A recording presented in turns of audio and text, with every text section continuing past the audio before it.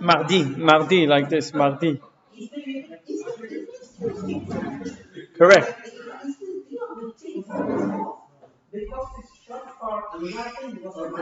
Okay. I forgot to put in my bag, but I did not forget to put one in my head. So that's some kind of program. You're absolutely fine. I could tell you. Thank you. That's a lot מה? 40 דקות, מה זה? לא יותר מדי. Okay, I just sent the link to hope everybody's here.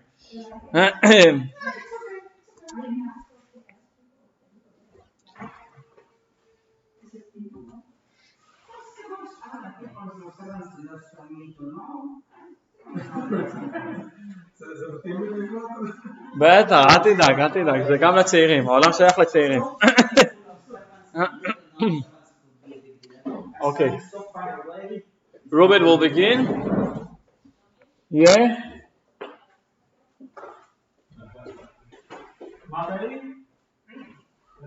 That's the way it works. If I was close to 7, I would be an issue. I'm not.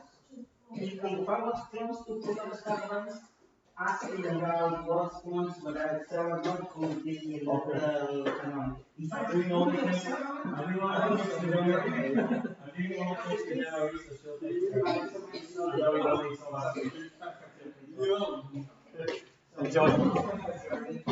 Okay, so this joke in Hebrew where all these old people, they have nothing better to do, they go to the clinic every morning. You know how it is in Israel, Kupat Cholim. So they were meeting, they had a whole gathering, and then one of them didn't show up, and they call him the next day. He says, "Why didn't you come to the clinic?" He said, "I wasn't feeling well." So,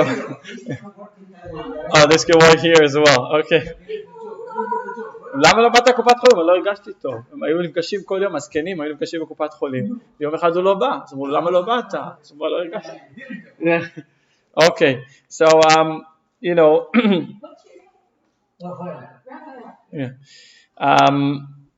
the more people are talking, it's in the news, thank God, there's a lot of development of science, medicine, and they're able to extend people. Nowadays, people pass away in a much older age than they used to pass away years ago. And, it has to do with being aware of our health, our, exercise, diet, all these things that were not necessarily very common. There's more people with access to more resources than in the past. Okay. You mean, I see. Okay. I accept that correction. More people would live for very long as opposed to in the past.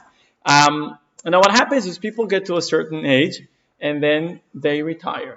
And today we're going to look at the weekly portion and try to get the Torah's view on retirement. 2 types of retirement, forced retirement or encouraged retirement. What does the Torah have to say on it? Marty, I'll give you a hint. It says no. It says no retirement. And we'll see the source for it, and we'll try to get a little more information on this topic. So I keep working until you cannot work. In a way. Yes. We are reading the book of Isaiah.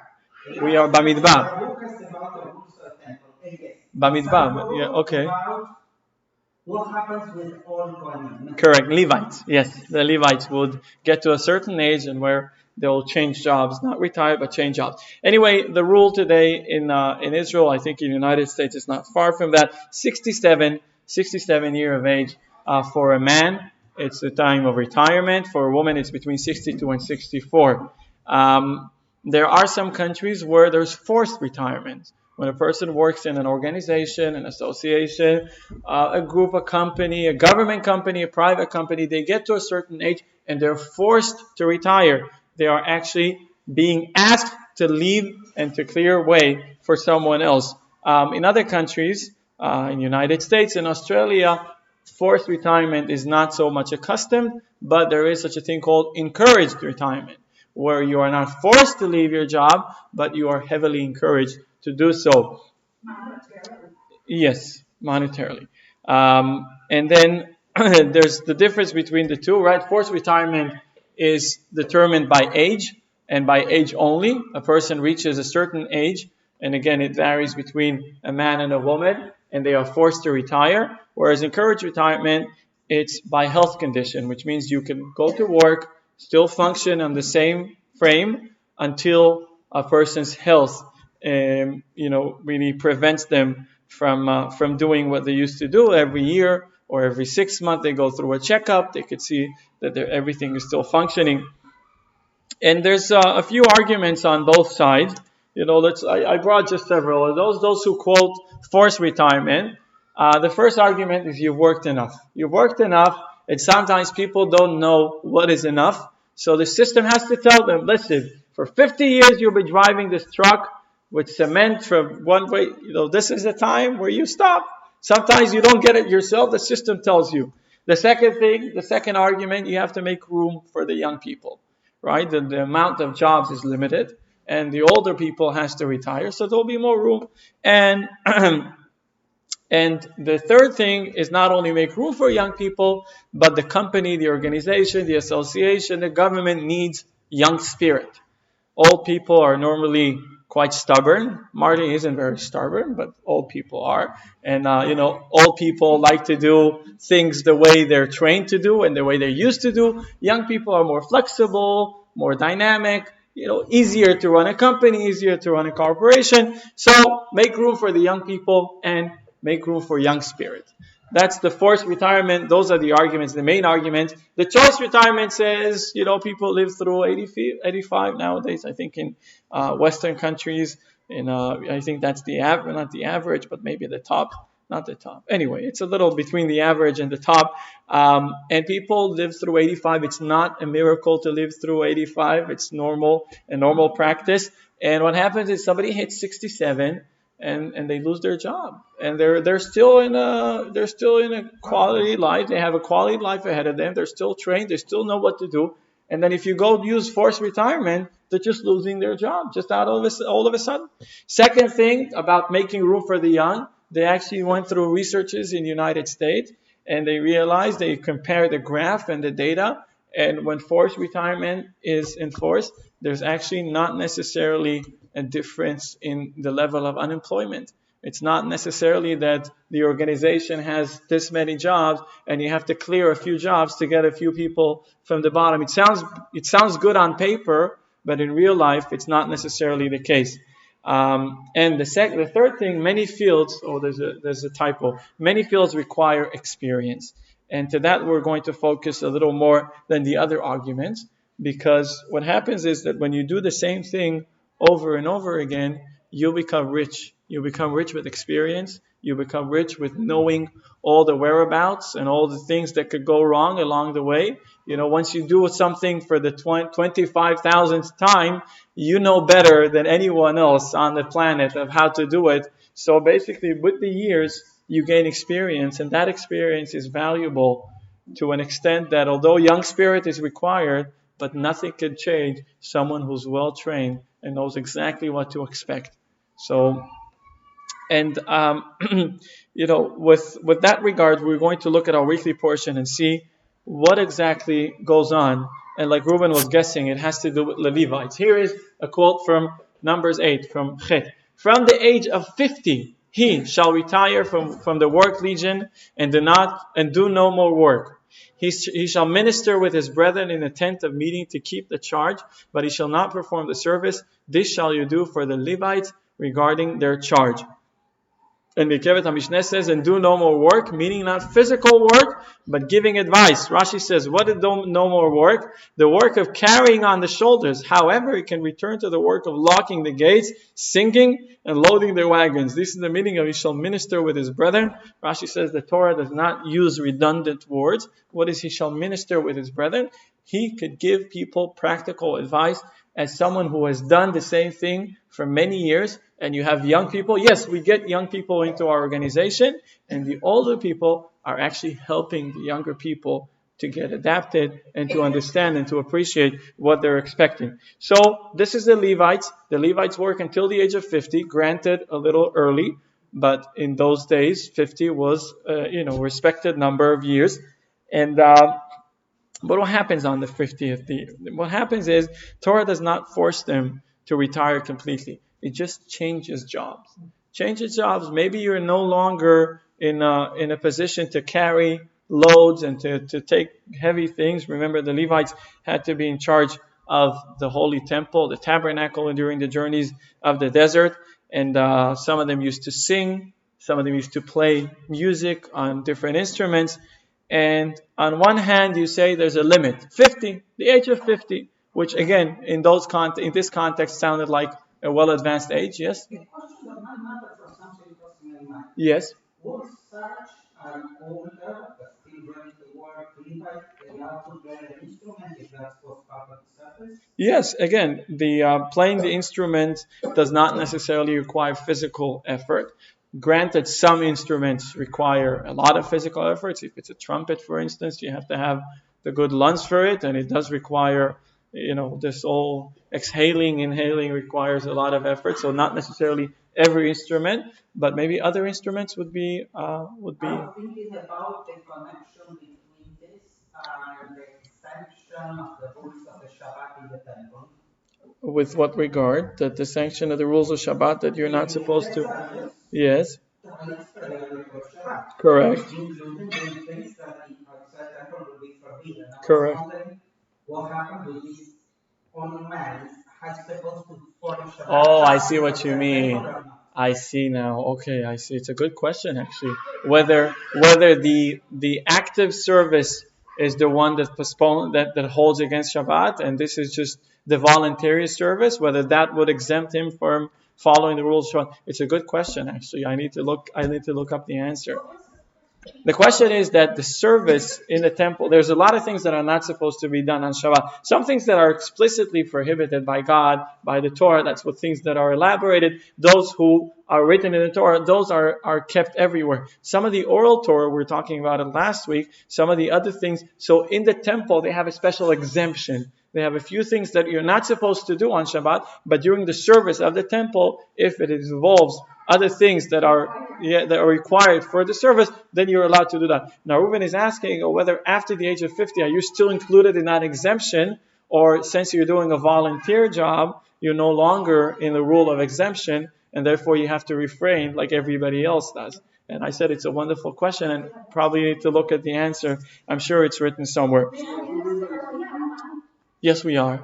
Yes. Was Reuben's question necessarily about playing an instrument? Not necessarily. You just took an example of playing an instrument voluntarily as opposed to this is your duty now. If this is your duty, you're exempted from other things. But if it's something you do on volunteer basis, you might not be exempted. So that's definitely something we should look into. Maimonides adds another thing about, shed some light over it. And here what he says on laws of temple. Let me close the door just so I have a little more quiet. Daughter is chanting some songs upstairs. So Maimonides says in the laws of temple, the Torah statement Number 825, at the age of 50 you will turn back from ranks of workers of the sanctuary applied only in the era when sanctuary was carried from place to place.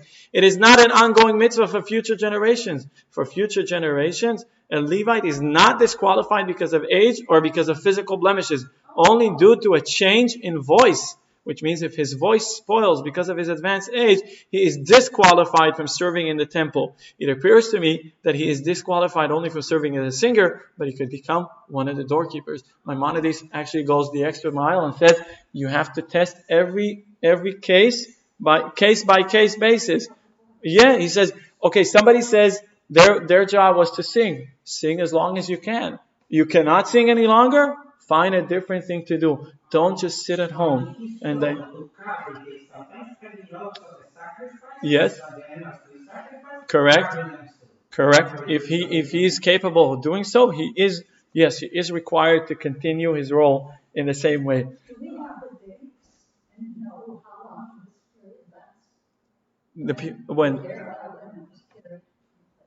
We had the 40 years that they had in the desert.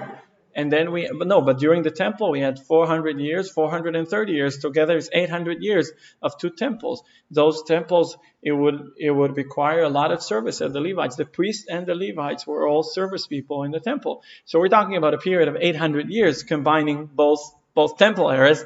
Again, some of it was only the southern kingdom, and maybe it wasn't as busy as it was supposed to be, right, during the time of Rechavam.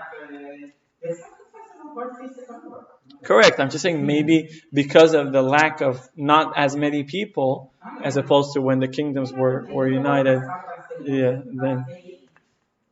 Well, the tribe of Levi was with the tribe of Judah. That was the kingdom of Judah and Levi. Those were the two tribes. The other were 10 tribes. I'll get to it in a minute. I'll tell you about the advice that was wrong, where the son of King Solomon took. Anyways, the Jewish model, based on what we've seen so far, is work as long as you can. You feel that you're unqualified or you feel that you're not capable of doing it, find a different job within the organization. But don't just sit at home. This is not good. This is not healthy. And the question is why? The question is, why do you have to change jobs? Why do you have to find what is the right way to do? Why not rest? Everybody appreciates a good rest from time to time, and למה לעבוד קשה? נכון לך, אתה יודע מה אמר משה? אל תעבוד קשה. אתה זוכר שהיינו אומרים שהיינו ילדים? אמר משה, אל תעבוד קשה. Why work hard? Everybody's dreaming, every kid dreams of winning the lottery, and I won't have to work for one single day for the rest of my life. That statement? People say that in the United States. They also say that in Israel. I'll win the lottery, and I'm not going to have to work, and I won't owe anything to anyone for the rest of my life. Is this really a situation you want to be put in? Not necessarily.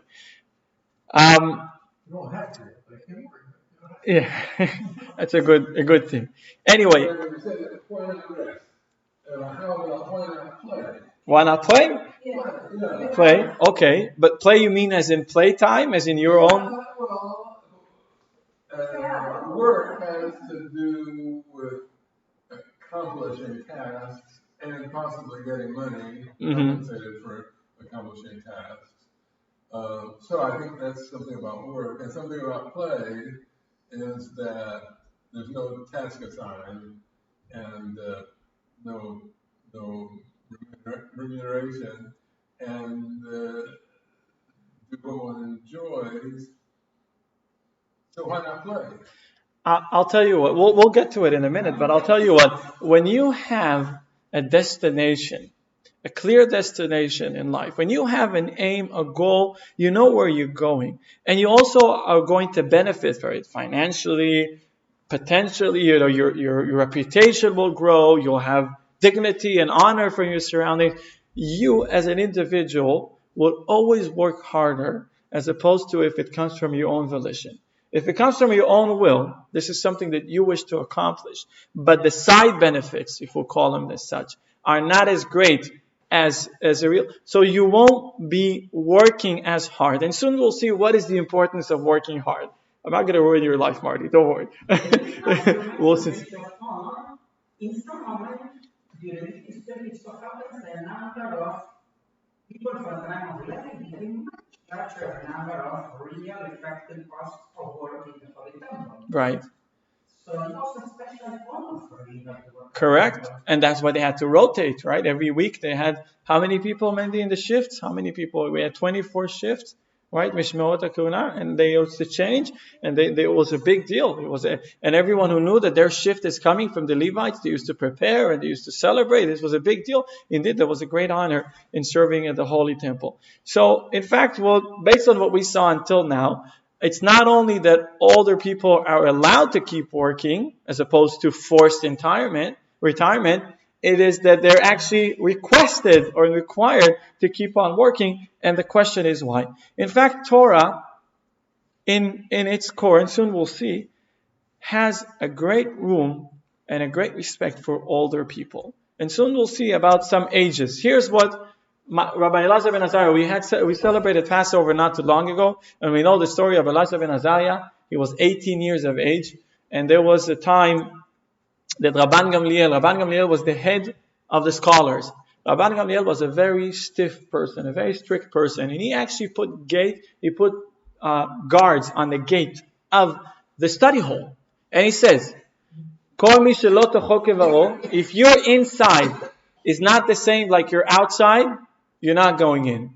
Which means if you have issues, if you have fragmentations, if you look like a rabbi but you got some stuff inside that you're not supposed to have, out. If you are clean as a clean sheet, if your mind and your heart are all in the right place, you're welcome to study. Obviously, the study hall was not very big numbers. And the sages realized that through that, it will be, although Rabbi Gamliel meant well, he wanted to get the elite, the top of the sages to study in his yeshiva, but what about all the rest? With all due respect. So they decided that Rabbi Gamliel, the older person, has to clear his path, and a new guy has to come in town, has to be in charge of the yeshiva, right? The scholar, the sages. And they chose Rabbi Elazar ben Azariah. Unfortunately, or fortunately, Rabbi Elazar ben Azariah was 18 years of age. And that seemed a little improper for someone 18 years of age to lead the yeshiva, the great assembly, the great congregation of scholars, who were all twice or 3 or 4 times his age. So he went to consult with his wife, and in fact a miracle happened, and white beard grew. White beard grew on his face, and he came back. Huh? He wasn't sleeping at night. Yeah. He woke up in the morning and had 18 lines, 18 rows of, I don't know exactly how rows are. Anyway, he had a full white beard, and then welcome. And they said, welcome. And he said, okay, it's a miracle, it happened. So that's why Rabbi Elazar ben Azariah says in the Haggadah, see, I am like one who is 70 years old, and I have never been privileged to hear the story of outgoing from Egypt, relating during the nights until Ben Zoma. Anyway, it's a quote from Haggadah. And I am like one who is 70, because he wasn't actually 70, he was 18 years of age. So we could see that, in fact, being older is not only that it's a disadvantage, it's quite the opposite, it's an advantage. Let's look at some of our leaders. Maimonides says, just as the judges of a court must be on the highest level of righteousness, so too must they be unsullied by any physical blemishes. An effort should be made that they all be white-haired, of impressive height, of dignified appearance. Maimonides says you walk in to a Beit Din, to a Jewish Supreme Court, you don't expect to see young people there. You expect to see white-bearded people. Why? Why would you expect to see white-bearded? Because you understand let's take an example from life. A person has to undergo a surgery. Unfortunately, they have to undergo a surgery, a very serious surgery. They're not going just to open the phone book and look for the first name. They will try to seek recommendation, someone who is in their 50s, who has done these kinds of operation, who has been an expert in his field for a long time. It's not always right to find the youngest guy. The youngest guy may be easier to work around and easier to get along with, but you don't need somebody to get along with. You need someone who knows what they're doing. And Maimonides says, you're looking for judges. You're looking for people to be at the Supreme Court. You find people with white hair on their face. You qualify. I don't qualify. You qualify. You see? And let's look at some of our leaders. And Moses. How old was Moses when he spoke to Pharaoh, to 10 plagues? Moses was 80 years old. And Aaron was 83 years old when they spoke to Pharaoh. It's a verse in the Torah, Exodus 7:7. You could see it. Moses was in the age of 80. And look at what Yalkut Shimoni says. Moses was in Egypt for 40 years. Remember, they didn't even know he was Jewish. Right? He grew up in Pharaoh's palace. Right? Yeah, right. Didn't know he's Israeli or whatever, Israelite. Then in Midian, he had to run away after Pharaoh wanted to kill him for 40 years. And then served Israel, or served the Jewish people for 40 years. He started at the age of 80. That's when he was summoned to visit Pharaoh. And that's how we know the whole story. And he took him through the Exodus, through the Sea of Reed, right? The Red Sea of Reed, and through the 40 years of the desert. Rabban Yochanan ben Zakkai was a trader for 40 years. He used to do business for 40 years.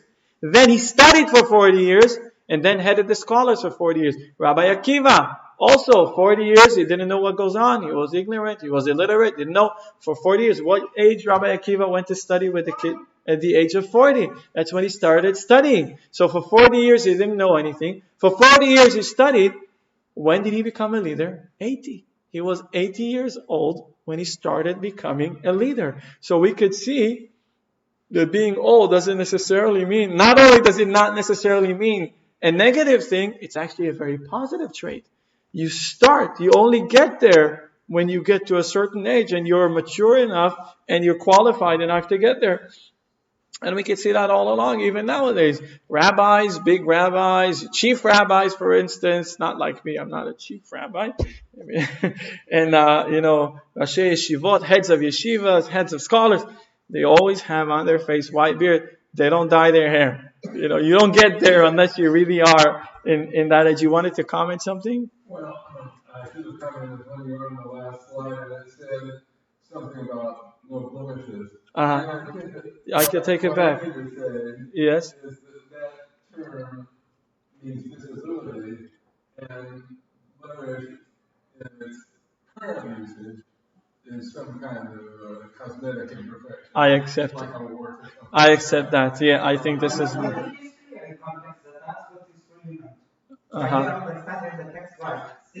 Yes. Okay, continue, Marty. Yes, you say. I didn't quite understand what Reuben had. He said through the context we can understand that blemish is exactly what you meant it to be, and not just pigments on your skin, but more than that. I think there is physical disability. Yes, I agree with you. What you mean, but I think it does mean just cosmetic things. Oh. Perhaps there's room. There's room for interpretation on either way. Remember what we spoke about last week. There's room for interpretation on that way. Now let me tell you a little story. Reuben knows that story already, of someone who took the advice of the younger as opposed to the elder. This is the son of King Solomon. Here we are in Tractate Megillah and the Talmud. Masechet Megillah. It is taught in a Baraita. Rabbi Shimon ben Elazar says, if old men say to you demolish, and children say to you build, then demolish and do not build. Meaning, take the advice of the older people, even if they say demolish. Well, who would agree to demolish and not to build? Of course you should build. No? Why? Because the demolishing of old men is ultimately as constructive as building, despite the fact that it appears destructive. And the building of children is as destructive as demolishing. Very interesting statement. An indication of this matter is Rechavam, the son of Solomon. He ignored the advice of the elders and did not lower himself before his people, which ultimately led to the people rebelling against him. We are talking about a glamorous era in the Jewish people. We're talking the Jews are settled in Israel. King David had fought all the wars. He finally brought Israel, the nation of Israel, the state of Israel, the people of Israel, to a level where they're appreciated and people are petrified of the Jewish people. King David was a warrior. And he didn't just send soldiers. He was the first one to go to the enemy line. And he wanted very badly to build a temple. And God said, you cannot build a temple because your hands are filled with blood. Granted, you meant well and you did right things, but it is your son that will build the temple. And indeed, his son, King Solomon, built the temple. And this is the most magnificent time in the Jewish history, where everyone is settled in Israel. Ish tachat gafno v'tachat enato. Everyone are happy, and we got a holy temple. We could see miracles and wonders. The nations of the world are honoring the Jewish people. The Queen of Sheba came from far away. Everybody knows who's King Solomon. He's the most smart, the most wise person in the world. He could communicate with animals. This is amazing. And then King Solomon has a son. His name is Rechavam. And he says to Rechavam, you will be the one to carry on this tradition. King Solomon passes away. And Rechavam takes the leadership. And when he takes the leadership, he's a young guy. He needs advice. He needs to take advice. So he has the group of advisors that were with his father. And he has the group of friends.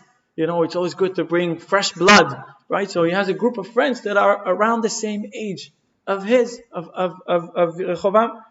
And the old advisor says, you have to start softly.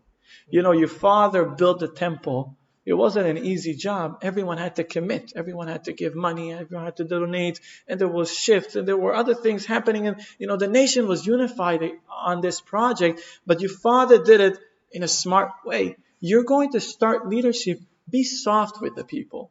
Be soft. Start in a soft manner. That's what the older people told him. Whereas the younger people said, if you're soft, people will take advantage of you. If they'll see that you're not as stiff as your father, and you're not as strong and as stubborn, they would take advantage. They would turn you around. They won't. So the younger people said, you have to start with a smack. You say, my father made you pay for the temple, I'll make you pay for 2 temples. Everybody's going to have to work hard. There's not going to be a day off. This is going to be very serious. And unfortunately to him, he took the advice of the children. He took the advice of the younger people.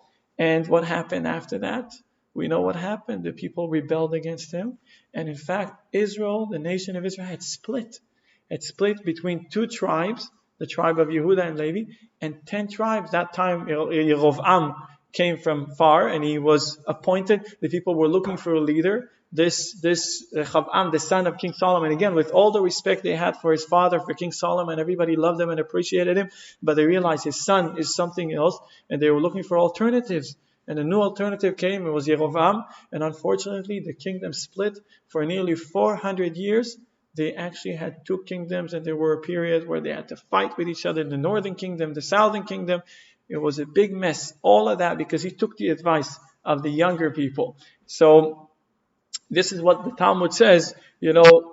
All people say demolish, and children say build. Demolish and not build, which means it's better to take the advice of the older people. And through all that, we come back to where we started. Why is it so? Why older people are more qualified? So we started with older people have to go home to make room for the younger people. But then we say, okay, hold on. Don't go home yet. There's much more to you than the younger people. So if it comes to give advice, you don't take advice from someone who doesn't know what they're talking about. You could be the most qualified student. They just finished Harvard Business School, with a great degree, and they got everything straight A's. But would you take advice from this guy or from someone who runs a business? Maybe they're not reported on the New York Times, but they run a business and they do it well. Maybe you should take a business advice from someone who knows a thing or two, and not someone who just knows things in theory, but in practice, right? So there's a story with Rabbi Yitzchak Volpo is an individual in Israel, and he was managing a bank discount. Richard likes the name discount. It's called discount, but in the English means discount bank in Israel. Would you imagine a bank called discount? Everybody wants a discount, right? Discount. So he used to manage the bank, and then he got to an age of retirement, and he realized this is what the best thing to do, and he retired. Then he traveled to the Lubavitcher Rebbe to New York, and the Rebbe said, "You are too young to retire." And he wasn't really sure what do you mean, too young to retire? I got to an age where I could finally retire. And the Rebbe said, and the person said, I didn't choose to retire. I was forced to retire because I got to an age. And the Rebbe said, whatever. And he came back home and he found a letter from a different bank. The different bank asked him, after he finished his service with the first bank, could he come and help them establish a new corporation? It has to do with what he's experienced. And he said if it wasn't for that meeting, he would just send them a letter or just dispose of the letter. But since the Rebbe told him, you're too young to retire, you came back to Israel, and all out of the blues, he gets a letter from a different bank saying, could we use your services? And of course, he said yes, and he continued working for 10 more years. Yeah. Let's look at something interesting about, you were talking about, what? Then I heard it, I don't know where. You heard that story? Maybe you read it in my page, in my paper? Okay. So you were asking about work versus play, right? Of what requires, why do you have to work? You can play and that will still satisfy you. So let's look at something interesting with regards to the holiday of Sukkot. In the holiday of Sukkot, that's what Yalkut Shimoni says. On Sukkot we find 3 joys. There's 3 times. And you shall rejoice in your festival, and you will only be happy. And again, and you shall rejoice before the Lord. Whereas on Shavuot, we just celebrated, it only says once. And on Passover, there's no mentioning of rejoicing. Why is it so? This is in Sukkot. On Sukkot, the crops and the fruits are already collected. The Yalkut Shimoni teaches us a very interesting rule, and it says as follows. What is so special about Sukkot? Sukkot, you know the story, Simchat Bet HaShoeva, everybody's dancing, everybody's happy, they're drawing the water. What's the story? I'll tell you what Sukkot is all about. Sukkot is the end of the agricultural year. And what happens is that you worked for the whole, most of the people those days were farmers. They used to work the field. There was no high tech in those times. So people used to work the field, used to work hard and plant and wait for rain, right? And then harvest. And Sukkot is the end of that's around September, October time. That's the end of the harvest year. That's entering the autumn, entering the fall. And we had everything from the summer. So basically, why do we rejoice? And why do we rejoice threefold? Because we have completed something. Satisfaction from creation and satisfaction from completion. A person, in his nature, is a creature who creates. A person is not who they are, but what they do, what they make, right? And once you do, you become satisfied. Now, how do you accomplish that satisfaction? Why Sukkot has 3 times rejoicing? It is because you have worked hard for the whole year and you finally are full of, the crops are here, the fruits are here, everything is right, everything in its place. You could really rejoice. This is not a commandment of God to rejoice. It is your own joy. It is the joy of accomplishing. And you will agree with me, Marty, that you could get accomplishing in other fields as well. But what keeps a person for most of his adult life is their struggle, if you want to call it, for livelihood, right? Between, you call it work or job or career or profession, whatever name you want to call it. But what keeps an adult most of his adult life is the pursuit for livelihood. Some people have lower standards than others. Some people are just satisfied with what they have. Others are, they want to get more and more of that thing. But you will agree with me that satisfaction comes from creation. And real creation is measured not only in your leisure, because leisure is great. Climbing a high, tall mountain or getting to an X amount of countries in an X amount of days is a great thing, and it's a great accomplishment, and I'm sure it has satisfaction in it as well. But leisure is a different field. We're talking about real life, right? When somebody doesn't go to work, it's not like they're, maybe there's something missing here. There's something missing. And the harder you work, as funny as it may sound, the bigger the satisfaction you have. When somebody works hard on something, a project, it could be not physically hard. It could be solving a very complicated algorithm, right? Or writing a code to get something done. The harder you work, the more effort you put into it, the bigger the satisfaction you have once it is complete. That is why on Passover there's no rejoicing. It's still in the middle of the work. Shavuot, 1 rejoicing. Sukkot, 3 times. 3 times rejoicing. This is a completion. And a person, in his nature, it doesn't matter what person, they always have that. By the way, that's another explanation that's brought about it, is, when a woman gives birth. When a woman gives birth, after she gives birth, she becomes impure for a certain period of time. 40 days or 80 days, depends on what.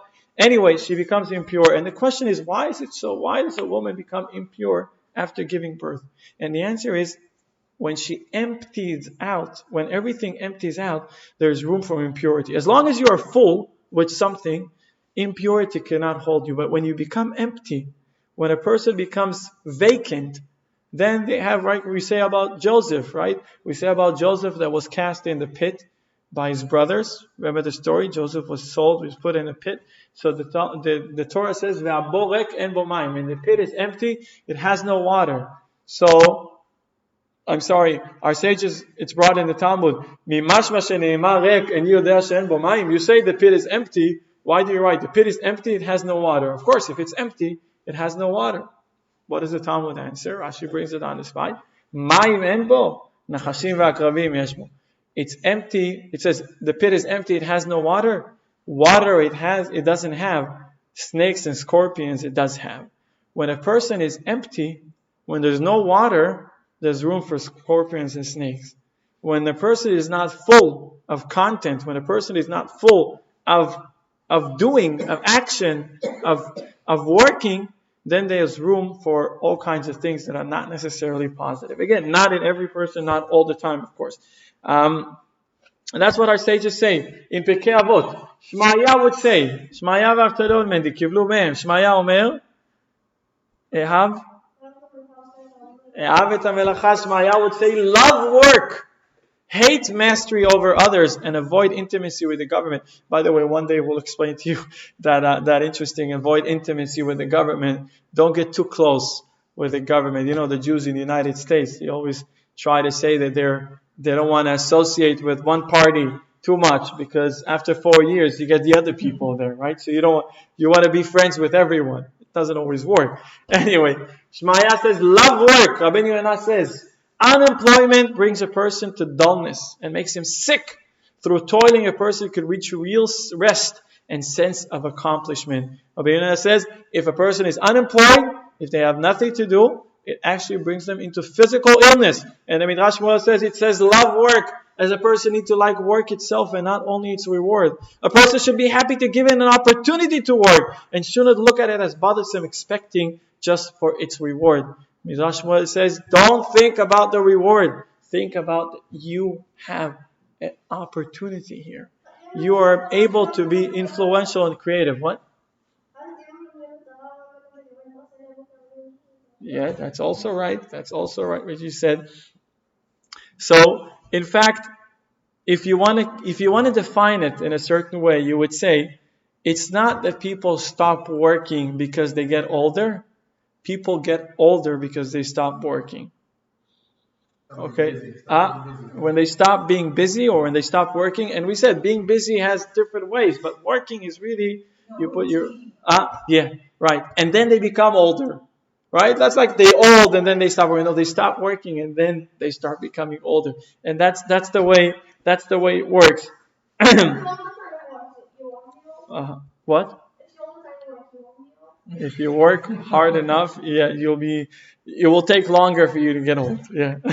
You're still young though, Mindy. You have some more years until you get there. What kind of work we're talking about?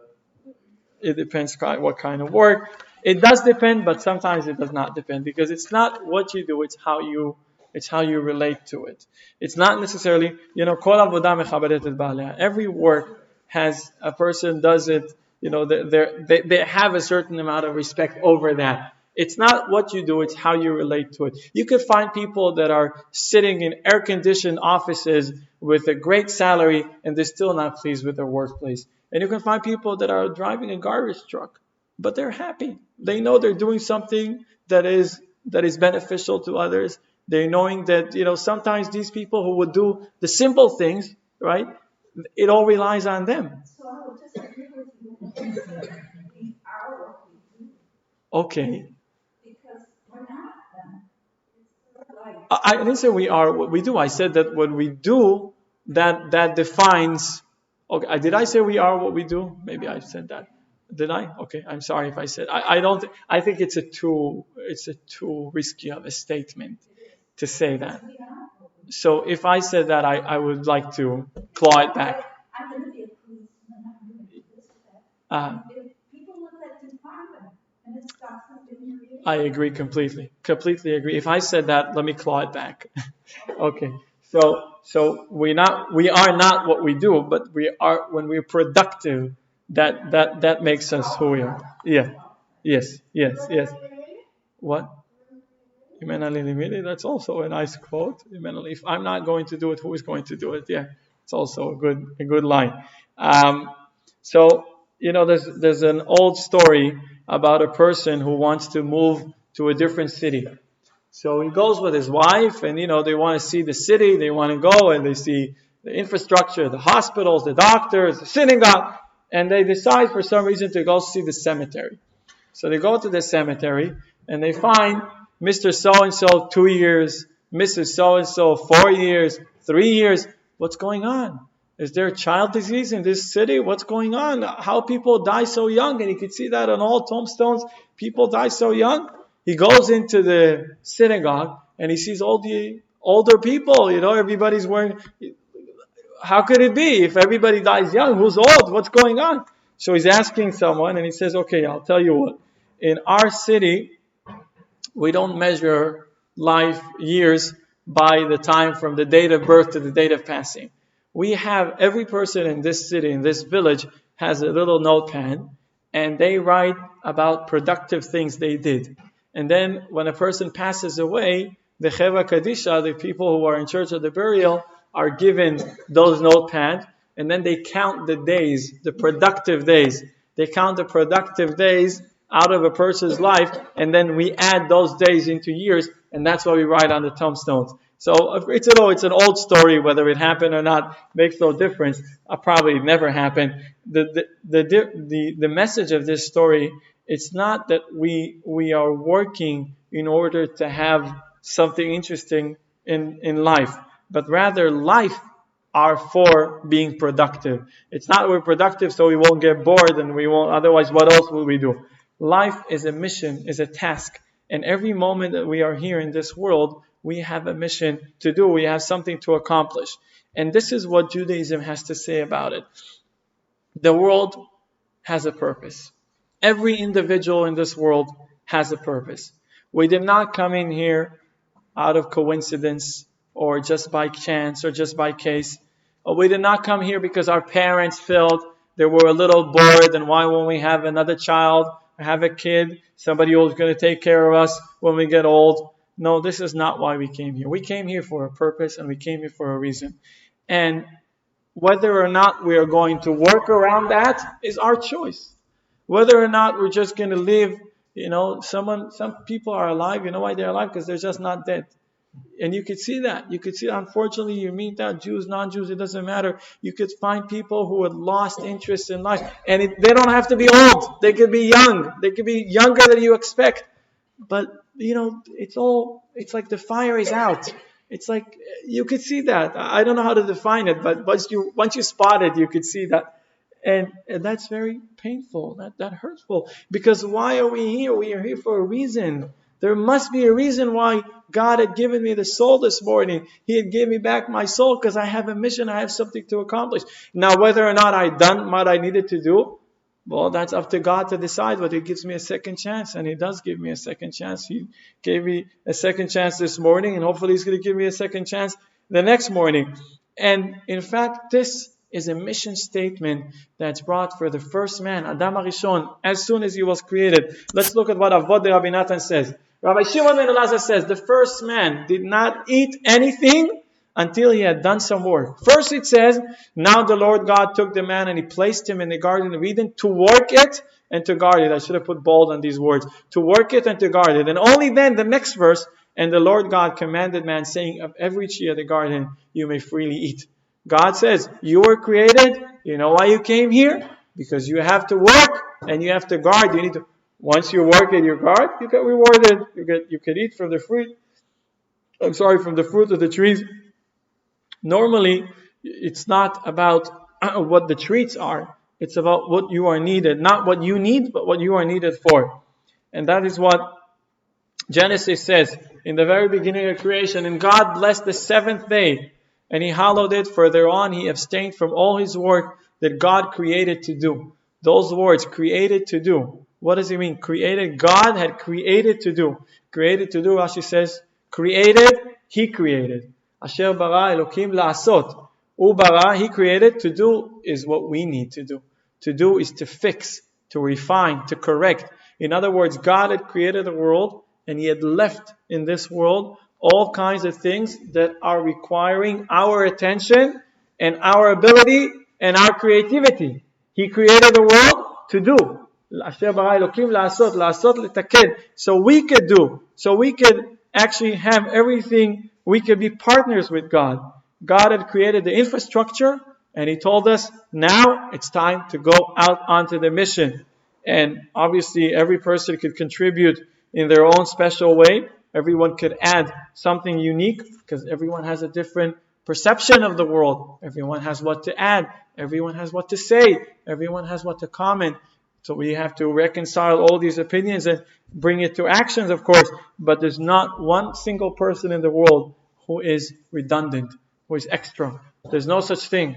There's no such thing. If there was an extra, God would not have created. If God had created me and created you and created that means we are needed. We are necessary. The world cannot be complete without us. And that is how God created the world. And this is a story that's brought in Vayikra Rabbah, in the Midrash Rabbah, about Hadrian, right? Work in order to eat, or eat in order to work. That's the story. Here's the story. Midrash Vayikra Rabbah. Adrianos is Hebrew for Hadrian. May his bones be grinded. Reuben, that's a reference. Adrianos is shachku atzvotav. May his bones be grinded. Was walking in the path of Tiberias. He saw an old man digging the ground and planting. He told him, "Old man, how old are you?" And he said, "I am 100 years of age." Hadrian said, "If you would work in your youth, you wouldn't have to toil now." The old man replied, "I have indeed worked and toiled in my youth." Hadrian asked, "Do you think you will marry to eat from these seeds?" The old man replied, "If I will marry, good. And if not, just like my fathers have toiled for me, I am toiling for my children." Hadrian said, "If indeed you will get to eat these figs, let me know." The figs grew, and the old man filled the basket and brought to Hadrian. Hadrian in turn filled the basket with gold and returned it, saying, "If his creator honored him, will I not honor him?" So Hadrian was looking at a very pragmatic way, and he says, "You're young, you work. You're old, you rest. What is this? Why are you working so hard? Didn't you work enough?" And he said, "Oh yes, I have worked." And he says, "What are you doing it? What benefit would it come for you?" He said, "If I manage to enjoy it, great. If not, my children, my offspring. When I came to the world, somebody planted a tree before, and I could pick the fruits and enjoy. Why would I not take care of the next generation?" So again, either for me or for my continuity, I still have to keep on working. And indeed, that was the story. He came back 3 years later when there was figs in that tree. 3 years later, and he came and he gave him, and Hadrian was appreciative. Apart from what man insult at the beginning, the story talks well about that evil man. Yeah. It's interesting that we're recording in the Midrash. The story talks good things about that evil man. The Midrash has, and generally all the oral Torah, even the written Torah, has this approach where whatever you could derive positive from someone, you do that. You could study many, many things from the bad people as well. There's 7 things, it's brought in Hayom Yom, there's 7 things you could study from a thief. Someone who was a thief, you could study from 7 things. One of them is willing to jeopardize yourself. A second thing is keeping quiet, keeping a low profile. Another thing is, little things are as important as big things. Another thing is, if you didn't make it for the first time, you try another time, right? Another thing is very hopeful. He's very hopeful that he will make it, right? We got 5 things already. Another thing was goodness, okay, I'll remember. There's 5. Anyway, even from a thief, someone who was not doing what they're supposed to do or doing what they're not supposed to do, if you could say it right, you can learn from them, right? Keep a low profile. You want to make things right? Don't make big publicity. Don't write in the newspaper you're starting a project.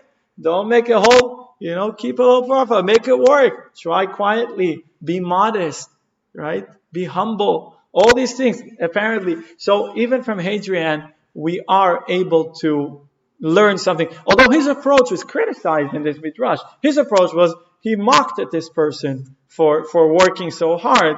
And indeed, this person, instead of getting insulted, answered him, if I'll merit. And indeed, that was what happened. So, yeah, but I accept your comment with that regard. And this is what the Rebbe says in Hayom Yom, 29th of it. We are day workers. Day means light. Our work, right? Everybody's asking, what's your day job? Now in America, right? What's your day job? So the Rebbe says day workers or day job. Day means light. Our work is to illuminate, to enlighten the world with the light of Torah. Besides the necessity of maintaining our own selves properly, with God's help being what we ought to be, our whole avoda, which means divine service, is to be privileged to develop pupils who are firmly based people, devoted with heart and mind to the inner kavanah, to the inner aim, to the inner intention, the intention of purpose of our existence. So, what is a day job? When a person says, what is your day job? You'd say, my day job is to illuminate. A day means light. What do I have to do in this world? I need to illuminate. And this is what the comment we had on Abraham. Abraham was old, advanced in his days, and the Lord has blessed Abraham with everything. Literally it says, Abraham was old, Baba Yamim.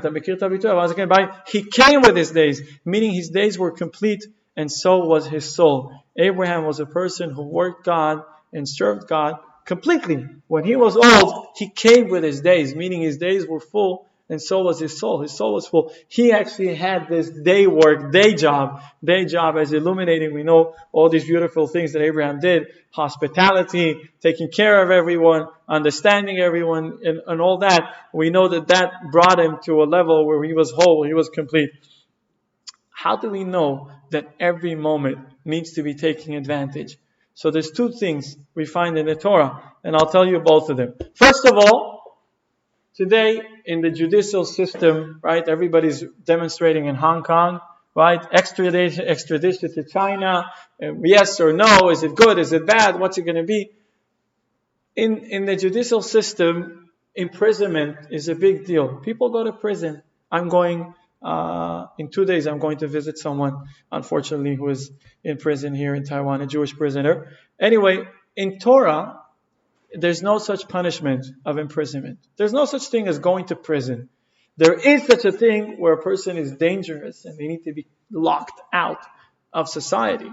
But just a punishment, somebody who stole, somebody who did something wrong to someone, somebody who, evaded taxes, going to prison is not a Jewish punishment. Why is it not a Jewish punishment? It's a waste of time.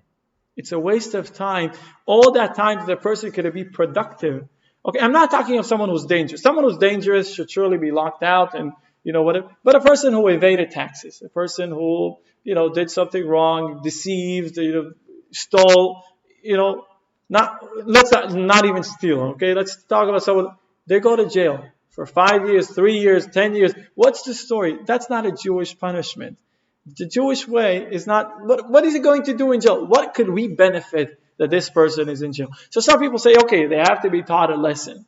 They have to be taught a lesson that you can't just do what you want, and the world is not a zoo, and you can't just take whatever does not belong to you. Okay, these are correct arguments, but still, what's the story? What is it productive to this person or to society if they're locked out somewhere?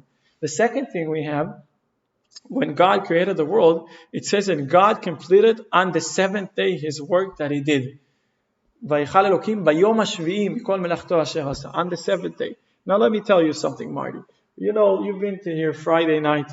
Shabbat starts. Shabbat starts. This week it's 6:28. 6:28 is when Shabbat starts. Actually, it's 18 minutes before sunset. Because you have to add a few minutes. That's when we light candles. Shabbat starts. So I know that 6:28 Shabbat has to begin. So then I'm going to refrain not 6:28. It's actually 6:40. What is it? Right? 28 plus 18, 6:46. So I will stop working at 6:28 just to prepare myself. I don't want to get into Shabbat doing something and exactly the sun sets. Whereas God, when He created the world and on Shabbat He rested, it says He completed on the seventh day. What is on the seventh day? At the very split of a second when the sun had set, that's what God had stopped working. Why is it so? Why not stop a few minutes before like we do nowadays? You know why? Because what about that time? Okay, we have to take precautions. We're humans. We make mistakes. Our watch is not always set. It always get distracted for something. So take some buffer, right? Take a buffer zone. Take some time before Shabbat to stop. God, would I stop 5 minutes before, 3 minutes before, one? I could actually do something at that 1 minute. So He doesn't waste that minute, right? He doesn't take it. So we have no imprisonment, right? There's no such thing as imprisonment. And because that's not productive neither to the person or to society. And we have God resting on Shabbat. When does the rest start? As soon as the work finishes. When does the work finish? You can no longer work. That means the work is finished, right? And we find in the Abarbanel another hint for it with regards to the time of Shemitah, the seventh year. The seventh year, right? This is in Leviticus. We read it not too long ago. You may sow your field for 6 years, and for 6 years you may prune your vineyard and gather it in produce. But on the seventh year, the land shall have a complete rest, a Shabbat to the Lord. You shall not sow your field, nor shall you prune your vineyard. That's the seventh year. Abarbanel says the seventh year is the year of rest. As for us, since it says the days of our years are 70 years, so on the seventh decade of a person's life, one should cleave to God while resting from all physical matters. Abarbanel says people are looking at pension. Okay, what we spoke about until now, the Torah says you should work, you should be productive. Okay, let's get practical. In most societies, people stop working at a certain age, and it's not like God, as soon as they stop working, they die. They don't work until they're no longer alive, right? We always have time off from work, from commitments, right? Time for leisure, time. And the Bible says, okay, you got time off. What did you do on the seventh year? What do you do on the seventh decade?